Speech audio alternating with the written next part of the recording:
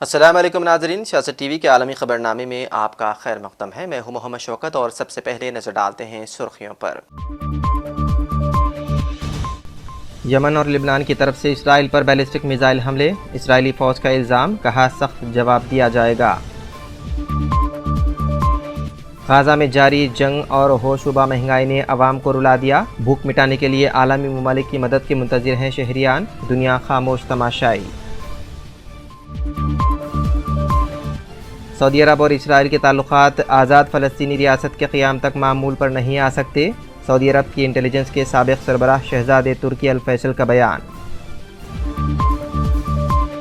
اسرائیل میں یرغمالیوں کی رہائی اور غزہ جنگ بندی کے لیے زبردست مظاہرے، وزیراعظم نتن یاہو کی حکومت کے خلاف کیا گیا عظیم احتجاج۔ ہم نے نہ تو کسی ملک کو بیلسٹک میزائل دیے ہیں اور نہ ہی دیں گے، ایران کا یورپ کو جواب، کہا ایران مخالف دعوے یورپی ممالک پر اسرائیلی دباؤ کا ہے نتیجہ۔ اور مشرقی اور وسطی یورپ میں جاری شدید بارشوں سے سیلابی صورتحال، متاثرہ یورپی ممالک کے دریاؤں میں پانی کی سطح بلند ترین حدوں سے پار۔ اور اب پیش ہے خبروں کی تفصیل۔ اسرائیلی فوج نے یمن کی طرف سے اسرائیل پر بیلسٹک میزائل حملوں کا اعلان کیا ہے۔ اسرائیل کے فوجی ترجمان دفتر نے جاری کردہ بیان میں کہا ہے کہ یمن سے پھینکا گیا بیلسٹک میزائل ملک کے مرکزی علاقے کی غیر آباد زمین پر گرا ہے اور متعدد مقامات سے حملے کے الارم سنائی دیے ہیں۔ اسرائیلی فوج نے لبنان کی طرف سے بھی ملک کے شمالی علاقے جلیلے اور مقبوضہ گولان پہاڑیوں پر تقریباً 40 راکٹ گرائے جانے کا اعلان کیا ہے۔ واقعے میں کوئی ہلاک یا زخمی نہیں ہوا۔ اسرائیلی ذرائع نے ابلاغ کے مطابق وزیراعظم نتن یاہو نے شمال میں لبنان فرنٹ پر فوجی حملے وسیع کرنے کا فیصلہ کیا ہے۔ اہل خانہ کے لیے اشیاء خوردنوش خریدنے کے خواہش مند زیادہ تر فلسطینی مایوس ہیں، کیونکہ وہ کھانے پینے کی اشیاء کامیابی اور شدید مہنگائی کے سبب ایسی مصنوعات کو بس دیکھ کر ہی رہ جاتے ہیں۔ پیش ہے ایک خاص رپورٹ۔ غزہ میں اپنے اہل خانہ کے لیے اشیاء خوردنوش خریدنے کے خواہش مند زیادہ تر فلسطینی مایوس ہیں، کیونکہ وہ کھانے پینے کی اشیاء کی کمیابی اور شدید مہنگائی کے سبب ایسی مصنوعات کو بس دیکھ کر ہی رہ جاتے ہیں۔ غزہ کے رہائشیوں نے کہا، اس فلسطینی علاقے میں جنگ شروع ہونے کے بعد سے بنیادی اشیاء ضرورت کی قیمتوں میں 4 گنا سے زیادہ کا اضافہ ہو گیا، اور اسی کے نتیجے میں غزہ پٹی میں شدید نوعیت کے انسانی بحران کے شکار خاندانوں پر دباؤ مزید بڑھ گیا ہے، جبکہ جنگ بندی کی بھی کوئی امید نظر نہیں آتی۔ شمالی غزہ سے تعلق رکھنے والے ابو اسام نے کہا، ان کے پاس سبزیاں، گوشت، انڈے کچھ نہیں ہیں۔ انہوں نے کہا، ہماری حکومتیں کہاں ہیں ہمارے رہنما؟ انہیں ہماری مدد کرنا چاہیے، ہم پر رحم کرنا چاہیے۔ غزہ کے رہائشیوں نے کہا، اس وقت وہاں صرف 3 آلوؤں کی قیمت 150 شیکل یعنی کہ اسرائیلی کرنسی یا 41 امریکی ڈالر کے برابر ہے، جبکہ جنگ سے پہلے وہاں ایک آلو صرف 2 شکیل یعنی تقریباً نصف ڈالر میں خریدے جاتے تھے۔ اس طرح شہید کے جس ایک جار کی قیمت پہلے 25 شیکل تھی، اب وہ 85 شیکل میں بک رہا ہے۔ غزہ کی رہائشیوں کے مطابق وہ زیادہ تر ڈبوں میں بند مصنوعات پر انحصار کر رہے ہیں، جو کھانے پینے کی دیگر اشیاء کی عدم دستیابی کے پیش نظر اس علاقے میں تقسیم کی جاتی ہے۔ ایک اور شہری نے بتایا، وہ انگور جن کی کاشت ہم اپنی زمین پر کیا کرتے تھے، اب انہیں خریدنا بھی مشکل ہو گیا ہے۔ دنیا بھر میں غذائی قلت اور قحط کے خطرات پر نظر رکھنے والے ایک ادارے کی گزشتہ ماہ جاری ایک رپورٹ کے مطابق غزہ میں قحط سالی کا خطرہ اس وقت تک برقرار رہے گا جب تک کہ وہاں جنگ جاری رہے گی۔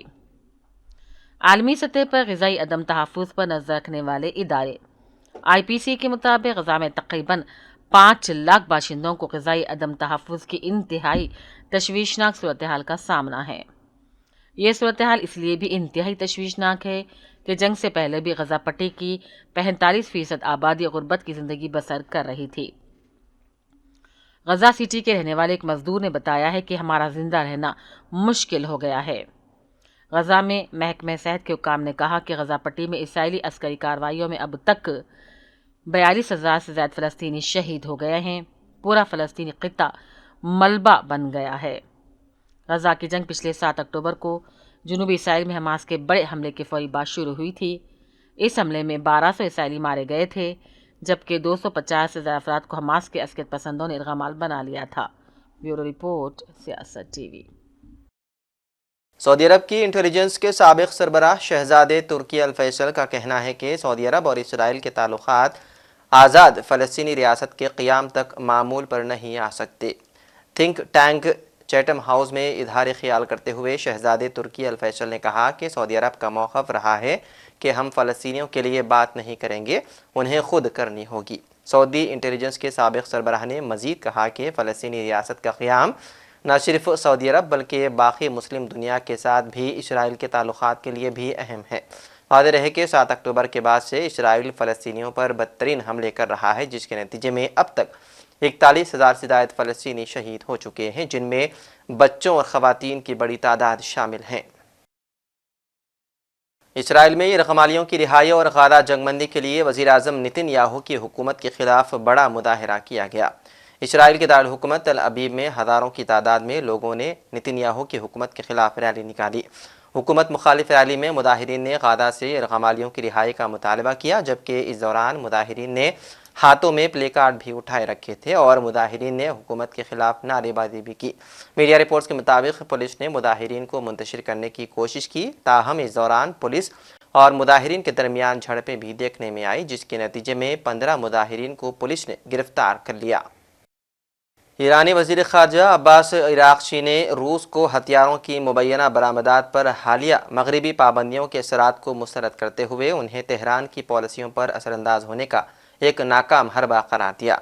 बरतानिया, फ्रांस और जर्मनी ने ईरान पर नई पाबंदियों का ऐलान करते हुए यूक्रेन की जंग में रूस को बैलिस्टिक मिसाइल फराहम करने का इल्ज़ाम आयद किया था। ईरान ने हारोस को यूक्रेन की जंग में इस्तेमाल के लिए हथियार भेजने की तरदीद की है। चीन ने सिकुड़ती हुई आबादी और उम्र रसीदा वर्क फोर्स के मसले से निपटने के लिए रिटायरमेंट की उम्र बढ़ाने का फैसला किया, जिसका इतलाक़ आइंदा साल से हो जाएगा।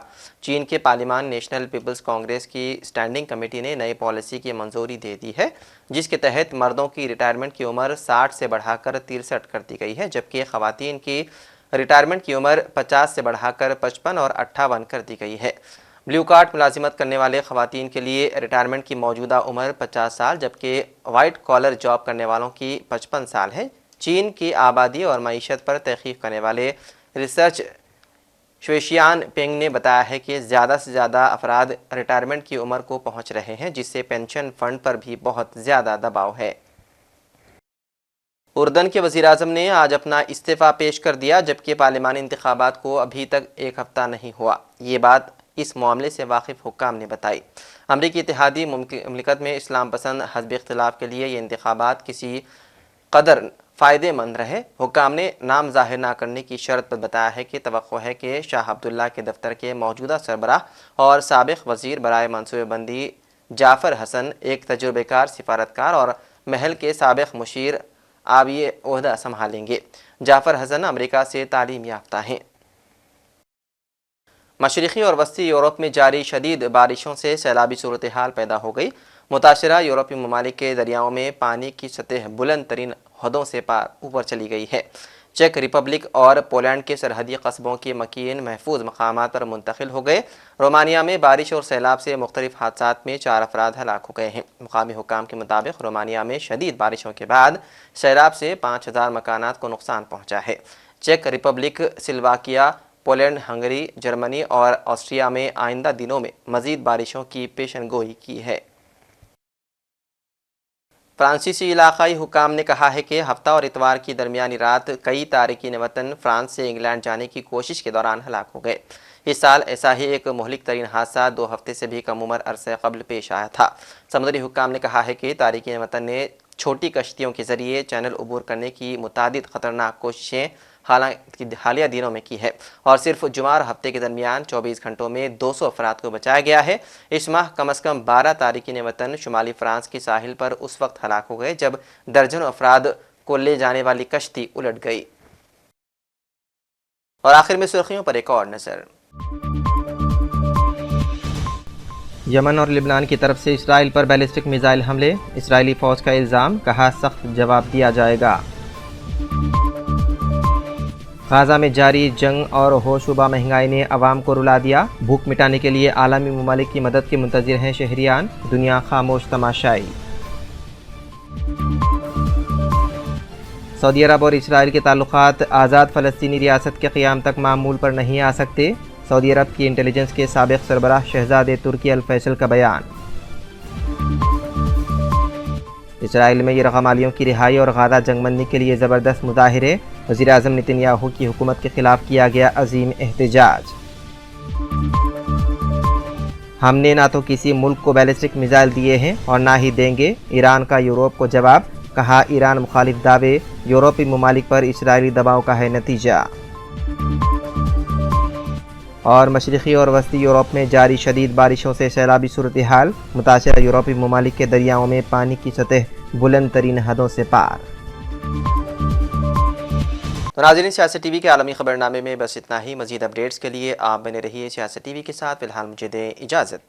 खुदा हाफिज़।